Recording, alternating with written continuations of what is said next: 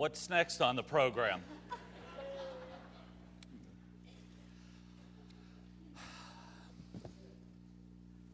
I knew I was in trouble when I started to hear that beat. And my mind started going, and I thought, uh-oh. Beautiful. Beautiful.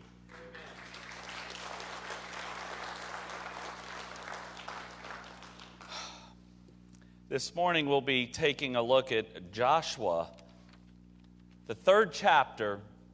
We're going to concentrate on those few verses that are found in your bulletin, 14 through 17, but that doesn't quite give you enough background. So we're going to read a little bit more, but still concentrate on those few verses.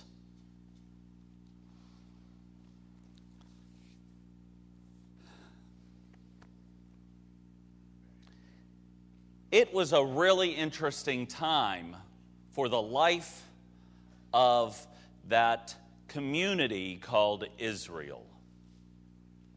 They had just witnessed some pretty remarkable things going on. Just a short time ago, they were in Egyptian captivity. They were slaves. And this guy named Moses stood up and had a showdown with the Pharaoh. And Pharaoh eventually conceded and let the Israelites go. Excitement. They were going to be free. So as a free people, they began to march to their dream, the promised land. And as they headed out, as they were scurrying away, Pharaoh changed his mind. And he decided it was not in the best interest of Egypt to let his cheap workforce leave. For a few moments, they were caught between a figurative rock and a hard place. The Red Sea before them, the Egyptian army behind them. And yet, in some form and fashion, God intervened and they got through. I don't know, I heard something about Jesus has never failed me yet.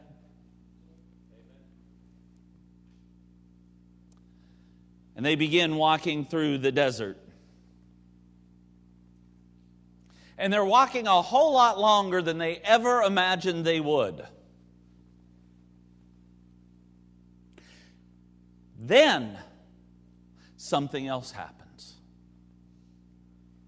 They reach that area where they can see their land. It's right there.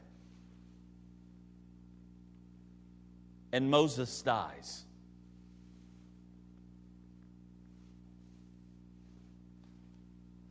Their leader's gone, just short of what they would see as victory. This is where the story of Joshua picks up. And we find ourselves in Joshua chapter 3 at one of those times where no matter what choice the Israelites make, nothing will ever be the same again. Then Joshua rose early in the morning, and they set out from Shittim. And they came to the Jordan, he and all the people of Israel, and lodged there before they passed over. At the end of 3 days, the officers went through the camp and commanded the people, "As soon as you see the ark of the covenant of the Lord your God being carried by the Levitical priests, then you shall set out from your place and follow it. Yet there shall be a distance between you and it, about 2,000 cubits in length. Do not come near it, in order that you may know the way you shall go, for you have not passed this way before. Then Joshua said to the people, consecrate yourselves, for tomorrow the Lord will do wonders among you. And Joshua said to the priests, take up the Ark of the Covenant and pass on before the people. So they took up the Ark of the Covenant and they went before the people. The Lord said to Joshua, today I will begin to exalt you in the sight of all Israel, that they may know that as I was with Moses, so I will be with you. And as for you, command the priests who bear the Ark of the Covenant, when you come to the brink of the waters Jordan, you shall stand still in the Jordan. And Joshua said to the people of Israel, come here and listen to the words of the Lord your God. And Joshua said, here is how you shall know that the living God is among you, and that he will without fail drive out from before you the Canaanites, the Hittites, the Hivites, the Perizzites, the Girgashites, the Amorites, and the Jebusites. Behold, the ark of the covenant of the Lord of all the earth is passing over before you into the Jordan. Now therefore, take 12 men from the tribes of Israel, from each tribe a man. And when the soles of the feet of the priests bearing the ark of the Lord of all the earth, shall rest in the waters of the Jordan waters of the Jordan shall be cut off from flowing, and the waters coming down from above shall stand in one heap. So when the people set out from their tents to pass over the Jordan, with the priests bearing the Ark of the Covenant before the people, as soon as those bearing the ark had come as far as the Jordan, and the feet of the priests bearing the ark were dipped in the brink of the water. Now, the Jordan overflows all its banks throughout the time of harvest. The waters coming down from above stood and rose up in a heap very far away at Adam, the city that is beside Zethan. And those flowing down toward the sea of Arabah and the Salt Sea were completely cut off. And the people passed over opposite Jericho. Now the priests, bearing the Ark of the Covenant of the Lord, stood firmly on dry ground in the midst of the Jordan, and all Israel passing over on dry ground until the nation finished passing over the Jordan. There's a whole lot there.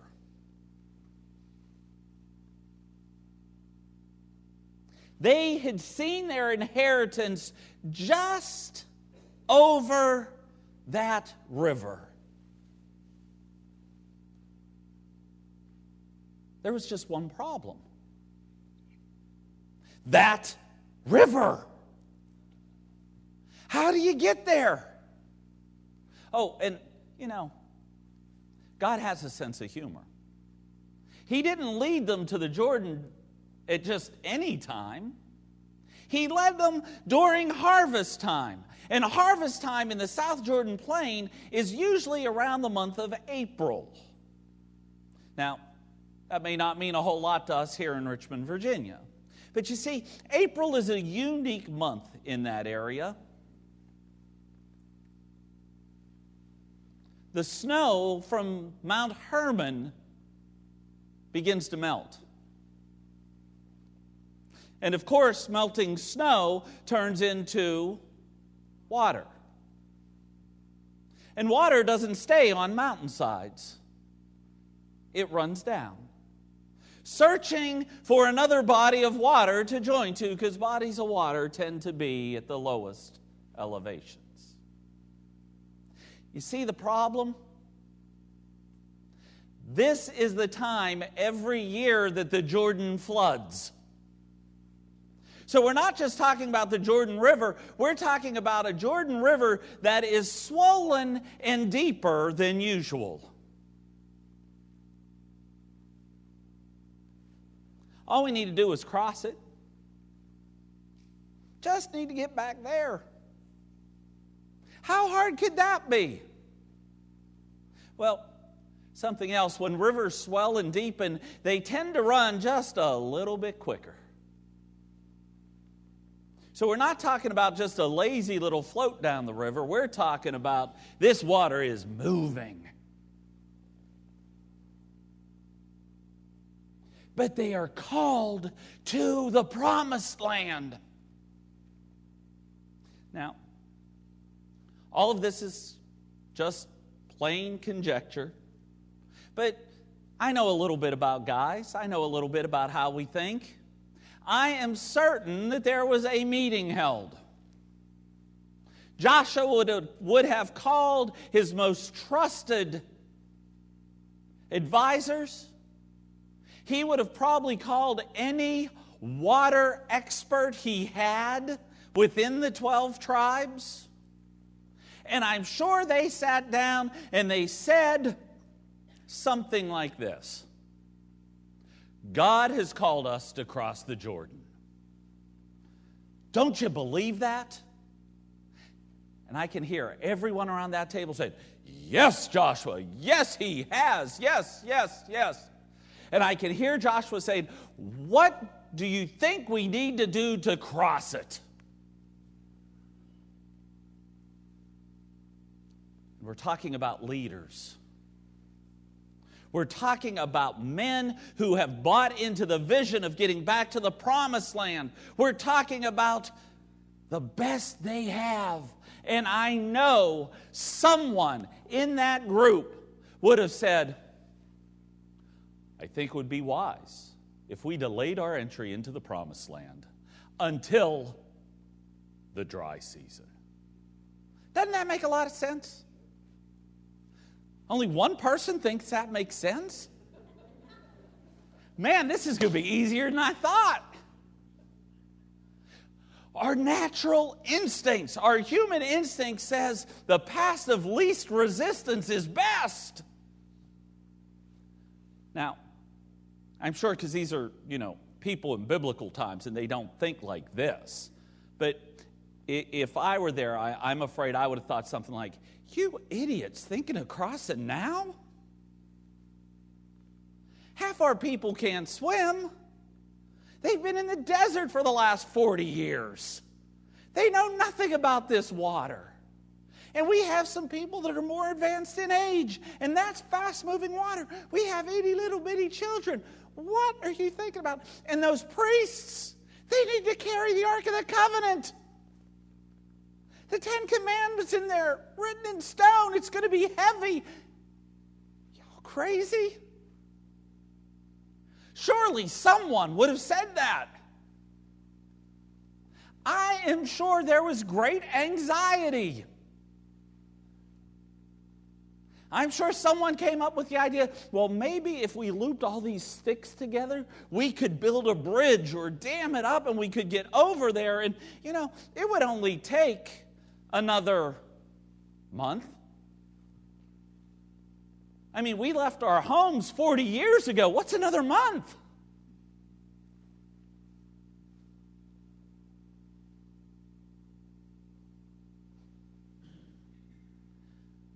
What I'm nearly positive about is there wasn't 100% buy-in. Because Israel never got 100% buy-in. There was always a couple here and a couple there. But you see, God had said, this is your land. Go and take it.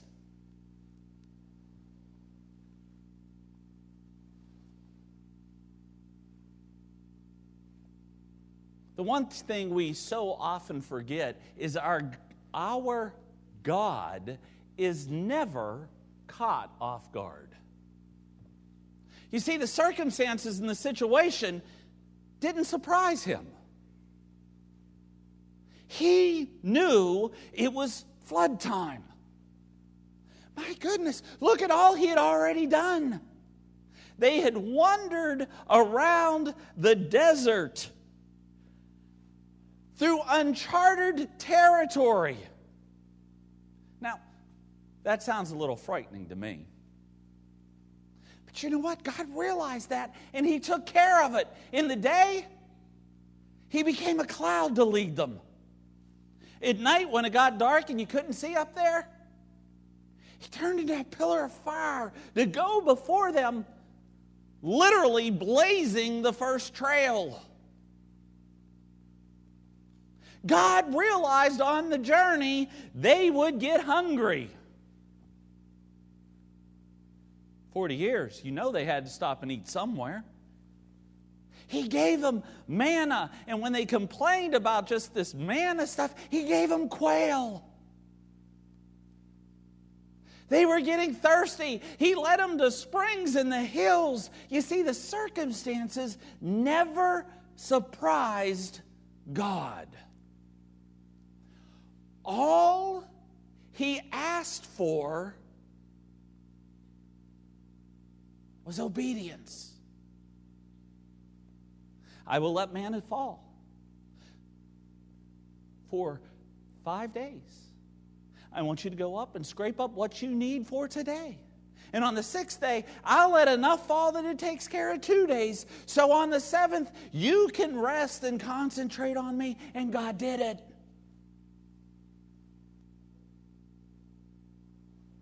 You notice He gave just enough to meet the need. He didn't give an extra proportion so that we could pad the old Israelite food bank. Well, I'll just take an extra 14 days worth of manna and I'll throw it in my backpack and I know we'll be okay and I can be all in. It would all spoil and get infested with stuff. Just enough to make you secure today.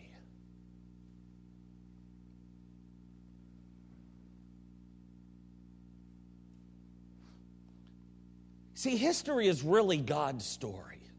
And He had been moving all along to bring the Israelites to this specific time in their story with Him.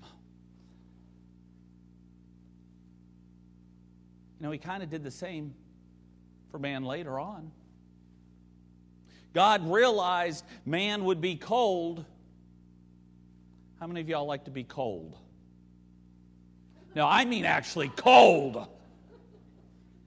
That's why God placed coal in the ground, so that when it got so cold, we could still warm up. God knew that human beings would have dread of the darkness. I'm not going to ask. So He put electricity in the clouds and allowed us to harvest it. He knew of mankind's propensity to be lonely, and He gave us family instincts. First, with those that we were raised with. And then even later, He gave us His own family, just in case. You see, God knows where we are and exactly what we need, and He meets that need specifically and fully.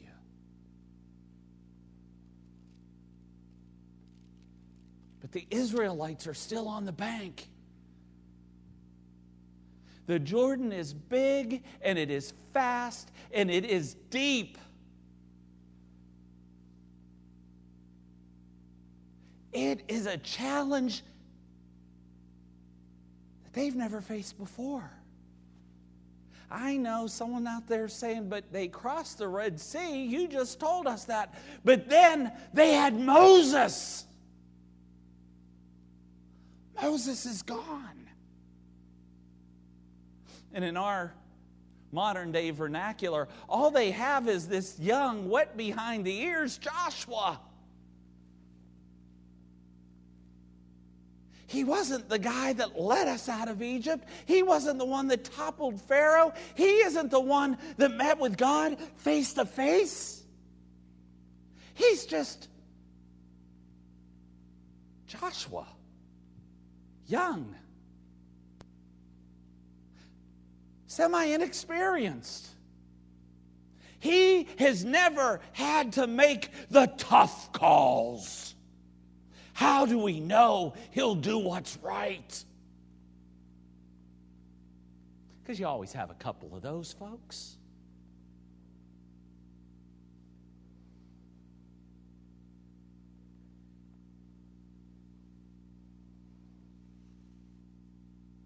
But it's crucial to remember, whatever God starts, God finishes.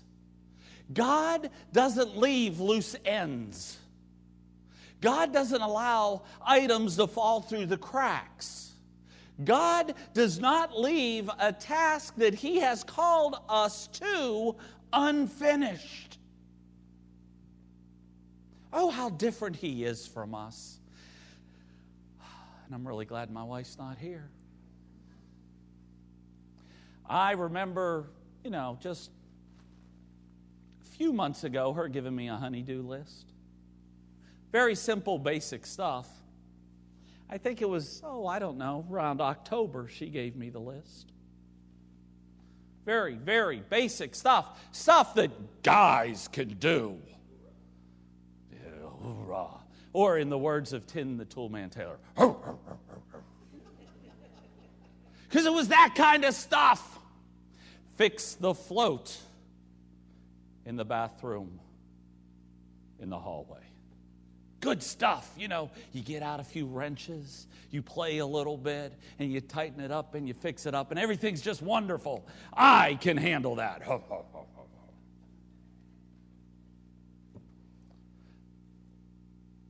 The dryer, that hose, that exhaust, it's getting that lint stuff in it. Don't know why. Don't really care why. I just know it's bad, need to get that out. Another thing, really easy, screwdriver.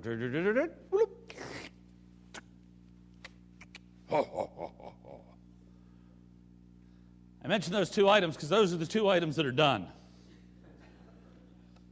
There were three. The third one I still keep meaning to get around to doing. But it requires climbing on a ladder and getting on the roof. And I've done that 3 times already. I'm not interested in doing it a 4th time. So I'm prolonging it as long as possible. Yes, my aspirations are every weekend I'm going to get up on the roof and I am cleaning out those gutters. And the reality is, college football's on Saturday. Pro football is on Sunday. And I go to work on Monday. It's not going to happen. Not until she really starts to ride me. It's not going to happen. I have the propensity, and I think most humans do, to allow just a few loose ends. A few tasks unfinished. I can still go to her and say, I completed 66% of that list. That's pretty good. If a baseball player hit 660, Hall of Fame, I'd be, that kind of work ethic in the baseball world's worth $20 million a year. Somehow she doesn't see it that way. God, when He calls us to a task, He sees it through. Many times with us, sometimes even in spite of us. And here we are at the banks of the Jordan. And the call has been made. Joshua has decided, we're going in tomorrow. There's supposed to be, did you hear all of those wonderful people groups that were mentioned? There are a whole lot of ites. Not going through them all again. God has said that they are to remove them from the land, and they get their land. It's from God, Must be the way to go. Must be the right way. It's a God thing. Okay, Joshua has that. Not a problem. We're going to do it. There's still the issue of this vast, deep, wide river. We're going through it. There are no bridges. They're not building boats. God has told Joshua, and the original Nike motto comes out, just do it. First, we're going to let the priests go, and they are going to carry the Ark of the Covenant. The Ark of the Covenant. When I think of the Ark of the Covenant, I see this immense monstrosity of a thing because, it's God's. It's holy. God was known to sit on the top of it in between the two cherubim, and I always think a big God has a big ark. I mean, if Noah's Ark was that big, the Ark of the Covenant must be huge. Well, it's about 2 feet wide by 2 feet high, about 4 foot long. Not all that big. Now, yeah, the 10 Commandments are in there, and there are a few other holy relics in there, and the priests are going to pick that up, and they are going to lead the way. I'm sure all of the common folks said, yeah, all right. Yeah, you priests, you go. They'll be carried downstream quicker than you can, and we'll be all right because we'll be smart enough to not follow suit and get whisked away. But God has assured Joshua that He'd take care of it.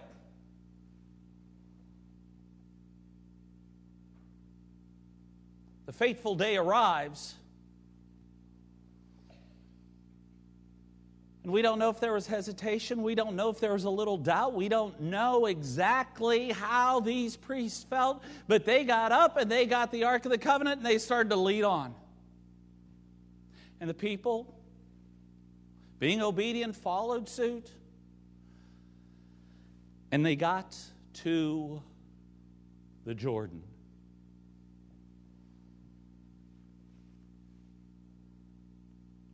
The Jordan's right there. Typically, in our theology, we believe when we get close to it, God should take care of it and remove it, so there is no doubt, there is no concern, there is no worry on my part. But somehow I don't think that was the case. Because you see, God is willing to do His part, but He so often waits for us to step out on faith. And I get the sneaky suspicion that God waited until that priest put that first foot right on top of the water, and somehow as his foot continued to go down, it just never got wet. And then all of a sudden it happened. There was a riverbed in front of them. Not a river, just where it used to be. Just like that. But preacher, what about all the snow that was melting from the mountaintops? It was held up. But what about the flooded plain that's God took care of it? You see, it's rather interesting that this isn't the only time in history that this kind of event happened in that region. There are at least 3 other times recorded. You see, the hillsides, the banks, the riverbanks are filled with a clay substance that if earthquakes, which are prominent in the area, hit at just the right fault line at the right time, it can crumble them. They fall down and they build kind of a natural dam. Now, I know someone in here is thinking, but if that were the case, was God really in it? What a miracle that such a natural occurrence would happen just at the time the priest steps.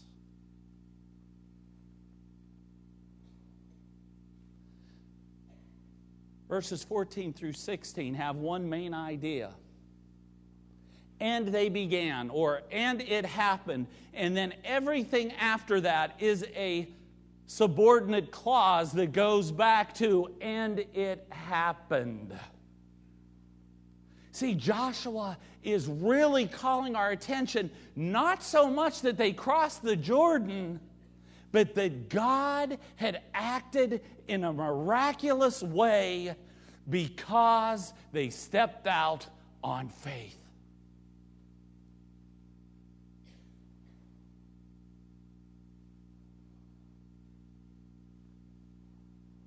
This morning, we are 4,000 years past this event. We don't have the Jordan running through our community, but you know what? We have so many other obstacles. Yeah, and I gave air quotes. I hate air quotes, but they're fitting here. Obstacles. We think they are so difficult, so wide, so deep, so swift that we're nervous. We've never been this way before. So, Pastor, have you noticed what our society's like? So, God is still waiting for His people to take that step of faith. He doesn't give us the full plan way beforehand. God is not in the modern day construction business. You know what I mean?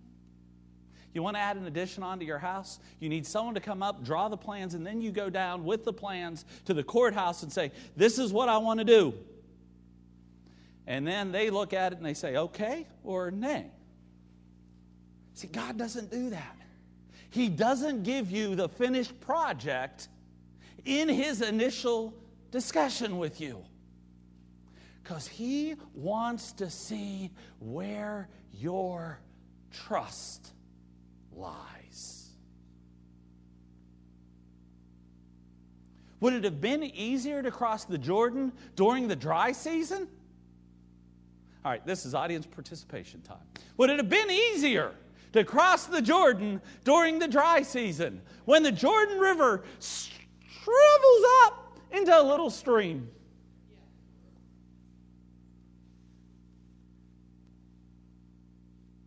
So why didn't they wait?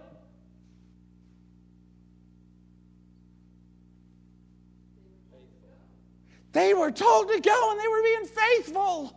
They launched out.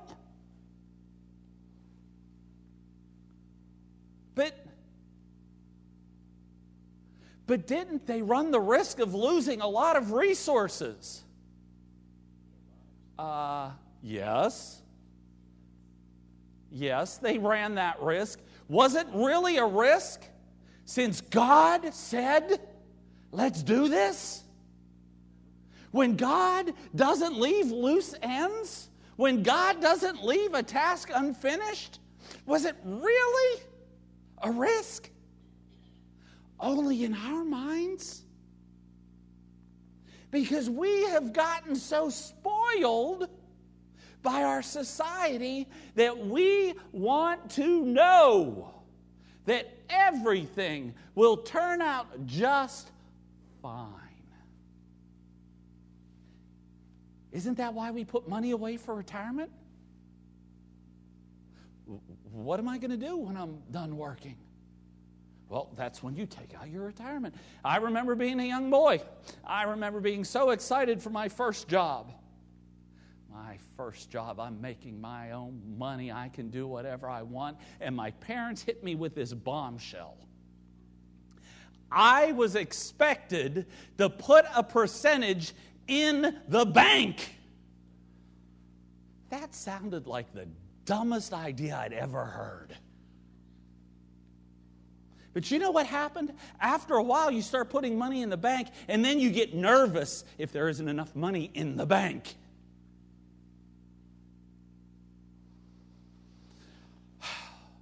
So I'm putting all this money in the bank, right? Good thing. We have this for a rainy day. At that point, it wasn't we, it was me. I have this for a rainy day. And then the way God works, He brings someone else into your life, and then you're a couple.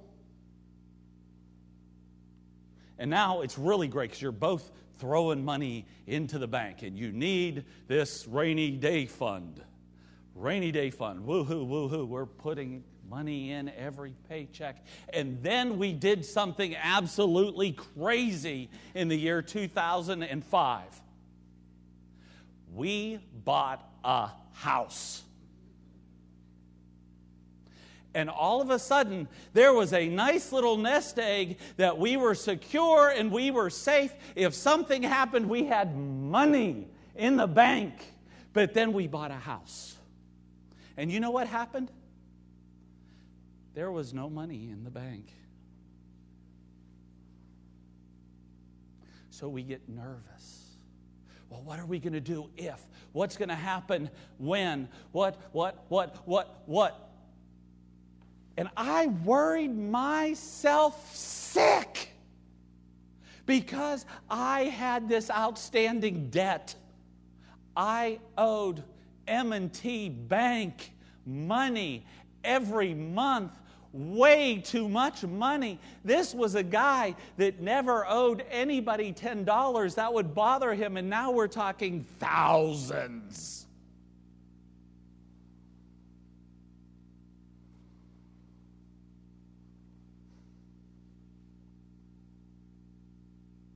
Where was my faith in that story? In the bank, in the money. Church, don't we do the same thing? Don't we get concerned about all of our situations around us?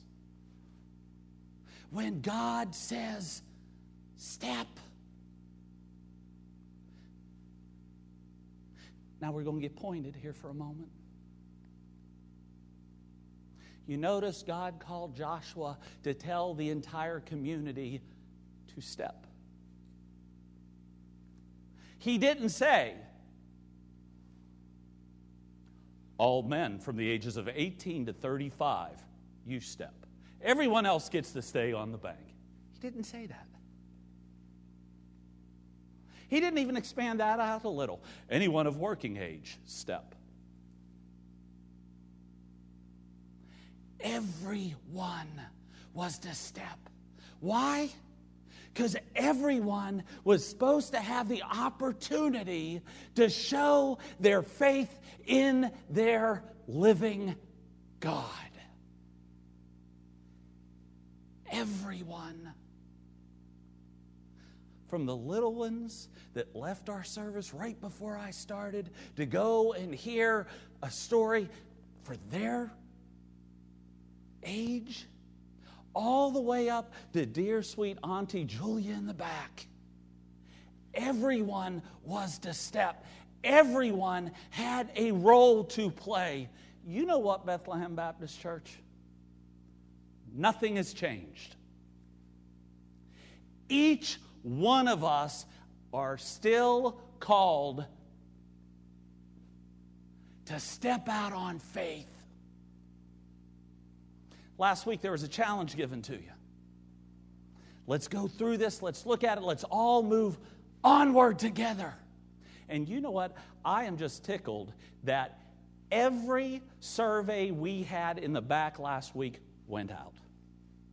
We didn't have any Pastor John had to run more off Sunday afternoon just to make sure in case folks wanted hard copies. We got requests for it on Word. Can I do it on the computer and send it back? And I'm even more excited. We got many back. Not all, many. So here's the plug. If you have a survey out, please get it back. It doesn't help us nearly as much if you hold on to it and keep it to yourself as if we actually know what's going on. If you haven't taken one, I think we still have some more copies, don't we? Real hard copies.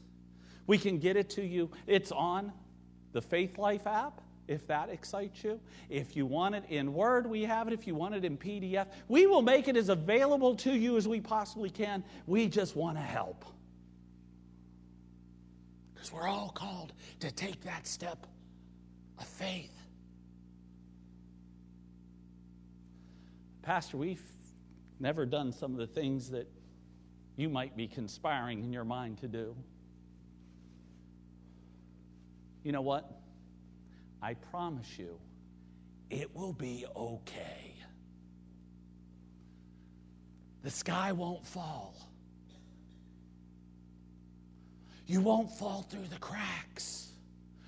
We care about you. I say we because I am speaking for each of the teams that we have. We want us to move onward.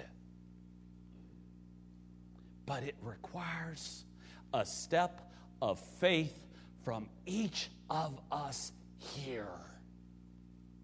Now, that step of faith might be different for different people. You know, we saw one step of faith to begin this service this morning. One of those is actually first putting your faith and trust into the Lord Jesus Christ. Because without Him behind it, nothing will work. Kind of like our gutters at the moment. For others, that step of faith might be, I don't know. I have my membership in hot, trendy Baptist church. And you know, I don't know, Bethlehem just doesn't seem quite as trendy as a lot of the others. Perhaps that's your step of faith, this place for service. Perhaps you have served here for years. And you are a faithful saint and have been for years. Maybe your step of faith is helping raise up that next generation. You see, we know we have tasks that God wants to accomplish in so many different places. And we know God has called for them to be accomplished.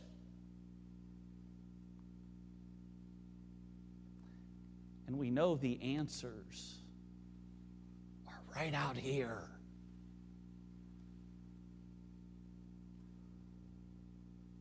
The only question that we have is who's ready to step? I asked you to be praying this week. What would God have you to do? Are you ready to step? Are you ready to go onward? As the musicians come, if you are ready and if you don't have the survey, yes, I know someone has just said, but have you looked at that survey? What you're asking us to do is long.